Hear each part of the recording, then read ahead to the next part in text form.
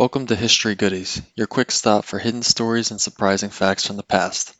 Make sure to like, subscribe, and join us for more hidden gems from history. Today we're going to talk about trains. One train in particular. This train. Known as the General, the steam locomotive was built in December of 1855 by Rogers Ketchum and Grosvenor of Paterson, New Jersey. Originally designed to haul both freight and passengers, it ran the busy line between Atlanta, Georgia and Chattanooga, Tennessee for the Western and Atlantic Railroad.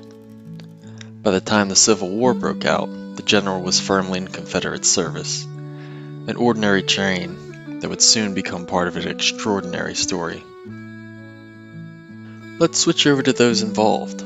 James J. Andrews, a Kentucky-born civilian who was working as a spy and scout for Union Major General Don Carlos Buell in Tennessee during the spring of 1862. Before Buell left Nashville in late March, Andrews proposed a daring plan. Lead a small team into Georgia, steal a train, and drive it north. Buell later confirmed in 1863 that he had authorized the mission. According to Andrews, a sympathetic engineer in Atlanta was prepared to defect to the Union, bringing his locomotive with him, if Andrews could provide a crew capable of running the train, tearing up tracks, and burning bridges. The primary goal was the railway bridge at Bridgeport, Alabama, though some accounts, like those of Raider William Pittenger, suggest Andrews also intended to strike multiple bridges across Georgia and Tennessee. The volunteers for Andrews' first raid were drawn from General Ormsby Mitchell's division, then camped at Murfreesboro, Tennessee. After marching 40 miles south on foot to the Confederate railhead at Tullahoma, the men boarded trains and eventually reached Marietta, Georgia. But once there, Andrews learned that the engineer who had promised to defect had been reassigned elsewhere. When none of his raiders knew how to operate a locomotive, Andrews had no choice but to call off the mission. Along the way, two of his men narrowly escaped capture after being questioned by Confederate soldiers while cutting telegraph wires, convincing them they were simply exhausted repairmen. The group returned north to Union lines about a week later. Andrews lingered for a few more days, gathering intelligence on the Western and Atlantic Railroad before heading back himself. None of the original raiders would volunteer for the second attempt, one later admitting that he felt the entire time in Confederate territory as though a rope was already around his neck. Still working as a civilian scout and occasional spy, James J. Andrews proposed a second, even bolder mission to General Mitchell: cripple the Western and Atlantic Railroad, cutting off Atlanta's vital supply line to Chattanooga. This time, Andrews assembled a team that would become famous as the Andrews Raiders, made up of a civilian, William Hunter Campbell, and 22 Union volunteers drawn from the 2nd, 21st, and 33rd Ohio Infantry Regiments. Andrews ordered his men to gather in Marietta, Georgia by midnight on April 10th, though heavy rain forced a one-day delay. Traveling in small groups and dressed as civilians to avoid suspicion, nearly all the raiders reached the rendezvous point on time. Andrews' plan was designed as part of a larger operation. While General Mitchell's forces advanced on Chattanooga, the raiders would sever the rail line between that city and Atlanta. If successful, these simultaneous moves would isolate Chattanooga and prevent the Confederates from using their rail networks to shift reinforcements quickly along interior lines. The plan called for seizing a train during its scheduled northbound run toward Chattanooga, then racing along the line while sabotaging it, tearing up rails, burning bridges, cutting telegraph wires, and disabling track switches. After wrecking the railroad, the raiders intended to slip back through the Union siege lines around Chattanooga and link up with General Mitchell's advancing force. Because dining cars were still rare at the time, train schedules included planned stops for water, meals, and rest. Andrews picked Big Shanty, Georgia, today known as Kennesaw, as the theft point, a convenient refueling and watering stop before the steep grades to the north. He also believed Big Shanty lacked a telegraph office, making it less likely the raid would be reported immediately.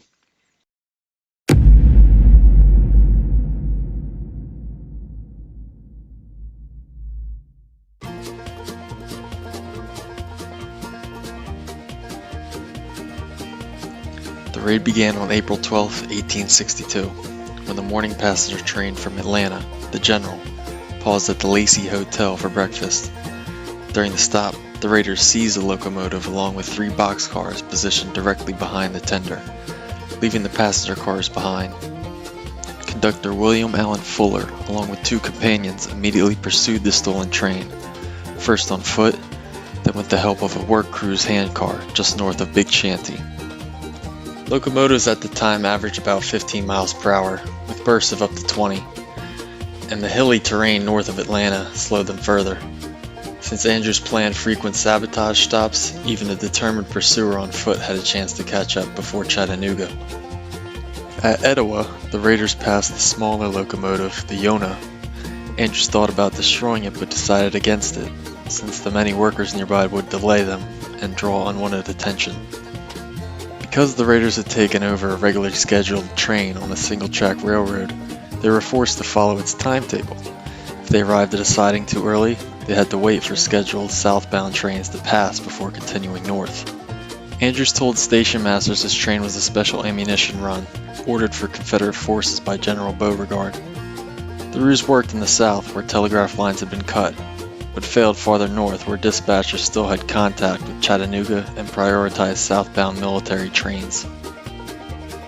At Kingston, the raiders were forced to wait as southbound evacuation trains rolled through. When Andrews asked why one carried a red marker flag, he learned it signaled more trains were following, meaning he had no clearance to proceed until all had passed. The delay stretched over an hour, more than enough time for Fuller and his pursuers to close the gap.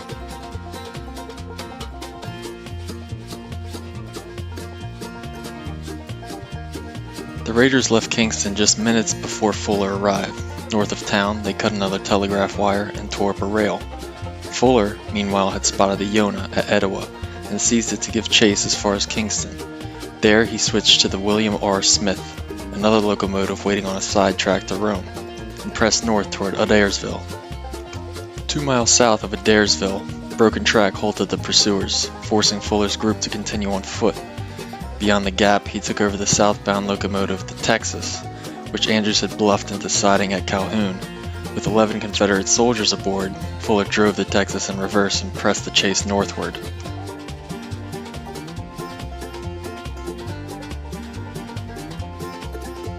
The raiders never gained much distance on Fuller and lacked the time, tools, and numbers to tear up track effectively. Rain made burning bridges nearly impossible, and by then Chattanooga officials had already moved engines and supplies south to keep them out of the Union hands. With the Texas still chasing, both trains rushed through Dalton and Tunnel Hill. The raiders cut telegraph wires as they went, but couldn't burn bridges or damage Tunnel Hill, as the heavy rain soaked the wood.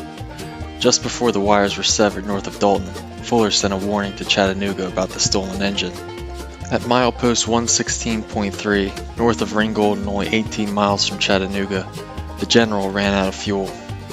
Andrews and his men were forced to abandon the train and flee. The Great Chase had come to an end.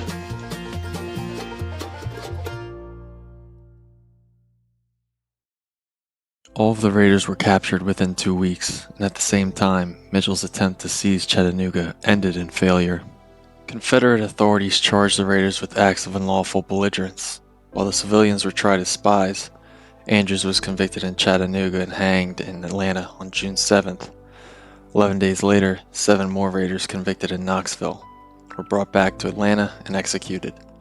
Buried at first in unmarked graves, they were later reburied in Chattanooga National Cemetery. Corporal William Pittenger later wrote that the surviving raiders feared they too would be executed. Several attempted escape, and 8 succeeded. Traveling in pairs for hundreds of miles, they eventually reached Union lines, 2 with the help of enslaved people and sympathizers, and 2 who floated down the Chattahoochee River until rescued by the Union blockade ship USS Somerset in the Gulf of Mexico. The 6 who remained behind were held as prisoners of war until exchange on March 17, 1863. On March 20th, the freed raiders reached Washington, D.C. Pittenger reported their mission to Secretary of War Edwin Stanton, and days later they were interviewed by Judge Advocate General Joseph Holt. On March 25th, Stanton awarded them the newly created Medal of Honor, with Private Jacob Parrott receiving the first ever. 6 others were also honored and offered commissions as first lieutenants before being taken to meet President Abraham Lincoln. In time, nearly all of the raiders received the medal, though civilians Andrews and Campbell were unfortunately ineligible. Both the General and the Texas survived the war and are preserved today. The General is on display at the Southern Museum of Civil War and Locomotive History in Kennesaw, Georgia, near the site where the chase began, while the Texas is housed at the Atlanta History Center. This story even appeared in popular culture as well, with its own Disney production from 1956, based on Pittenger's memoirs. In 2019, it was also featured on Comedy Central's Drunk History in the episode Behind Enemy Lines. The Great Locomotive Chase was more than a daring raid. It was a test of courage, ingenuity, and sheer determination.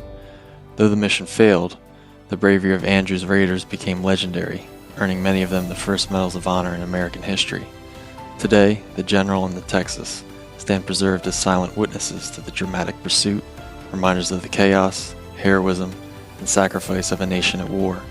And so the rails between Atlanta and Chattanooga still echo with the story of one of the most thrilling chases in Civil War history. If you enjoyed this video on the Great Locomotive Chase, please like, subscribe, and leave a comment down below on who or what we should cover next.